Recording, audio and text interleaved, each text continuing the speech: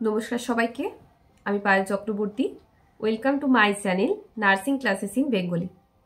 তো তোমরা সবাই জানো যে ওয়েস্ট বেঙ্গল হেলথ রিক্রুটমেন্ট বোর্ডের আন্ডারে স্টাফ নার্স গ্রেড 2-র জন্য একটা ভ্যাকেন্সি বার হয়েছে।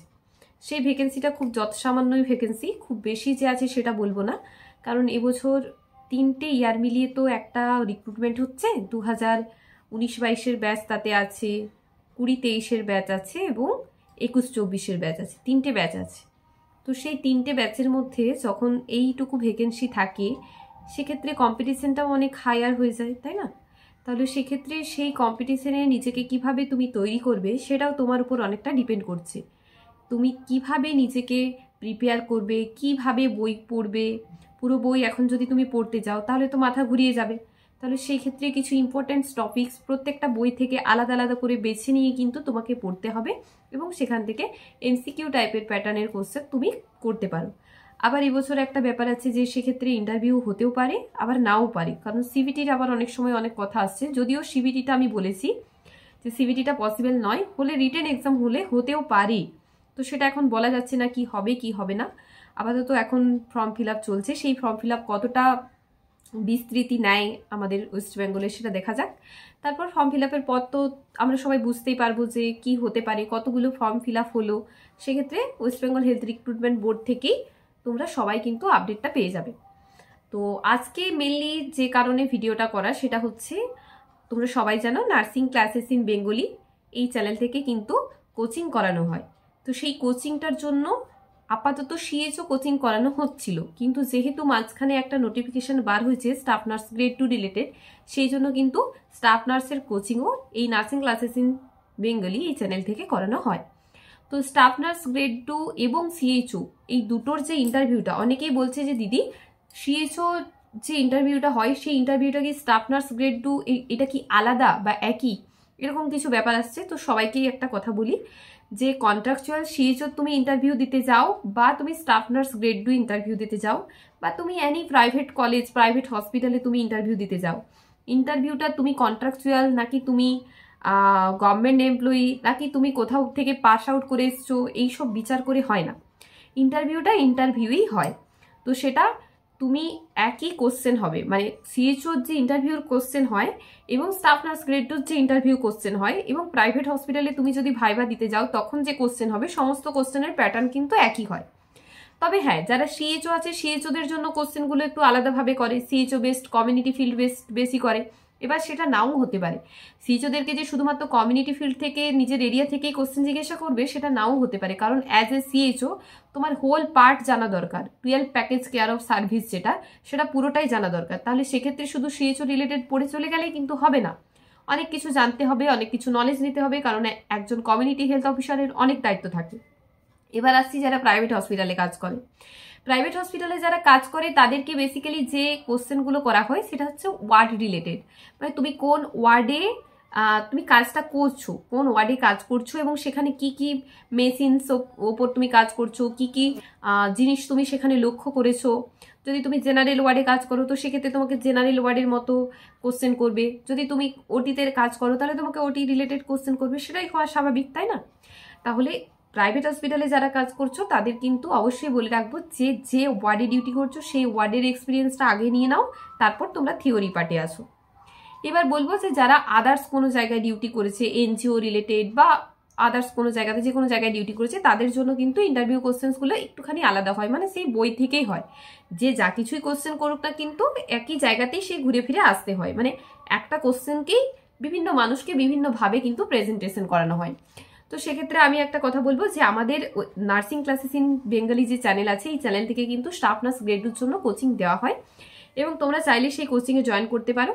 এই কোচিংটি কিন্তু সানডে 2টো ক্লাস করানো হয়। আপাতত এখন সানডেতে একটা করে ক্লাস করানো হবে এবং বৃহস্পতিবার দিন একটা ক্লাস করানো হবে, মানে সানডে আর বৃহস্পতি, ওই সানডে অ্যান্ড ওয়েনেসডে থার্সডে, এই দুটো দিন হচ্ছে ক্লাসটা করানো হবে। তো এই দুটো দিন ক্লাস করানো হবে এবং রেকর্ডিং ক্লাসটা কিন্তু তোমরা অ্যাভেলেবেল পেয়ে যাবে। রেকর্ডিং যদি সেই সময় তোমরা ফাঁকা না থাকো তাহলে রেকর্ডিং ক্লাসটা অ্যাভেলেবেল তোমরা পেয়ে যাবে।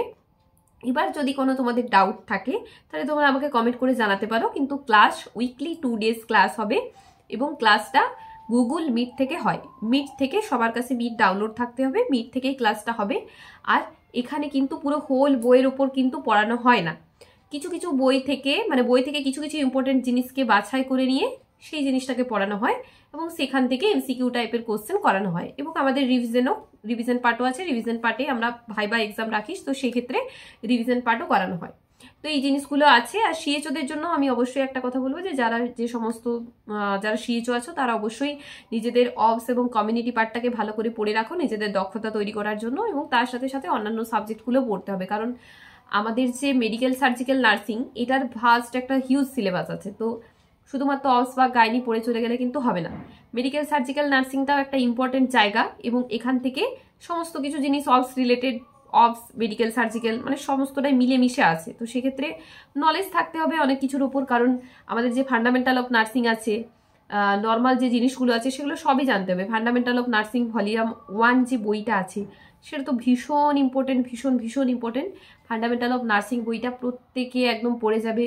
কিভাবে আমরা বিপি চেক করব উইদাউট স্টেথো দিয়ে, কিভাবে আমরা ক্লিনিক্যাল থার্মোমিটার, ডিজিটাল থার্মোমিটার এগুলোকে আমরা ওয়াশিং কিভাবে করব, তো বা এগুলোকে আমরা ডিসইনফেকশন কিভাবে করব, এই সমস্ত যে জিনিসগুলো এগুলো কিন্তু সমস্তটাই ওই ফান্ডামেন্টাল অফ নার্সিং বইটাতে তোমরা পেয়ে যাবে।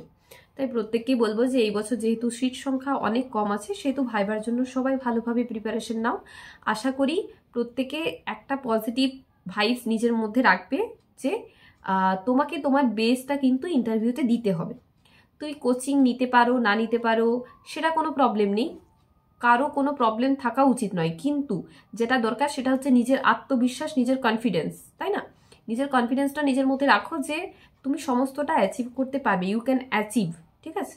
এবার যেটা বলবো সেটা হচ্ছে পড়াশুনো আর ঈশ্বরের প্রতি বিশ্বাস। আমি আগেও বলেছি, নিজের প্রতি বিশ্বাস, ঈশ্বরের প্রতি বিশ্বাস এবং নলেজ, এই তিনটে যদি তোমার সাথে একসাথে থাকে তাহলে তোমাকে কেউ সেই জায়গা থেকে কিন্তু আলাদা করতে পারবে না। বুঝতে পেরেছো আশা করি। তাই প্রত্যেককে বলবো সবাই ইন্টারভিউর জন্য ভালো করে প্রিপারেশন নাও। কি হবে না হবে, কার ভাগ্যে কি আছে সেটা তো আমরা কেউই বলতে পারবো না, কিন্তু যেটুকু দরকার সেটুকু হচ্ছে ইন্টারভিউর জন্য প্রিপারেশন নাও। তাই সেটুকু তোমরা করতে পারবে, হাতে সময় থাকলে করো। আর অনেকেই কি করছে, কাজ ছেড়ে দিয়ে ইন্টারভিউর জন্য পড়ছে, যেটা কিন্তু খুবই খারাপ। কাজ থেকে ছেড়ে দিয়ে কেউ ইন্টারভিউর জন্য পড়বে না। যে কাজে আছো সেই কাজেই কিন্তু থাকো এবং ইন্টারভিউর জন্য প্রিপারেশন নাও। কাজ ছেড়ে দিয়ে ইন্টারভিউর জন্য প্রিপারেশন নেওয়া এটা খুব বুদ্ধিমানের কাজ কিন্তু নয়। যারা করছো সেটা জানি না কতটা ভালো করছো, কিন্তু আমার মনে হয় না যে কোনো কাজ ছেড়ে দিয়ে ইন্টারভিউর জন্য প্রিপারেশন নেওয়াটা তোমাদের মঙ্গলদায়ক হবে। তো যদি তুমি সেই কাজে থেকে যেতে পারো, যদি এবছর না হয় লাকে গুণে হয়ে গেলেই ভালো, কিন্তু যদি না হয় তাহলে তো এক্সপিরিয়েন্সটা নেক্সট ইয়ারের জন্য আবার কাউন্ট করতে পারবে, তাই না? আরেকটা পজিটিভ জিনিস মানে উঠে আসছে যে এই যে ইয়েটা আছে, ভ্যাকেন্সিটা আছে, এটার পর 2025-এর পর 2026-এর শেষ দিকে আরেকটা ভ্যাকেন্সি কিন্তু আসতে পারে। গ্রেড টু রিলেটেড একটা ভ্যাকেন্সি আসতে পারে, কিন্তু সেটাতে সিট সংখ্যা অনেক কম থাকবে। এইটুকু কিন্তু আপাতত একটা ইন্টারনাল খবর আছে, কতটা কি হবে এখন আমি বলতে পারছি না, জাস্ট একটা শোনা গেছে আর কি, যে একটা 2026-এর শেষের দিকে একটা হয়তো ভ্যাকেন্সি, সেটা হয়তো খুব কম।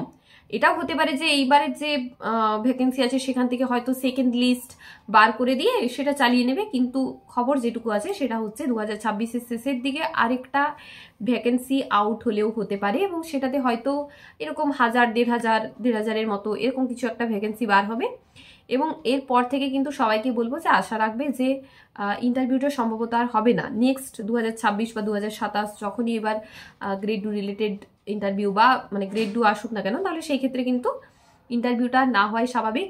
তো সিবিটি করারও মনে হয় না সিবিটি করা পসিবল হবে, তো সেক্ষেত্রে রিটেন এক্সামটা কিন্তু হতে পারে।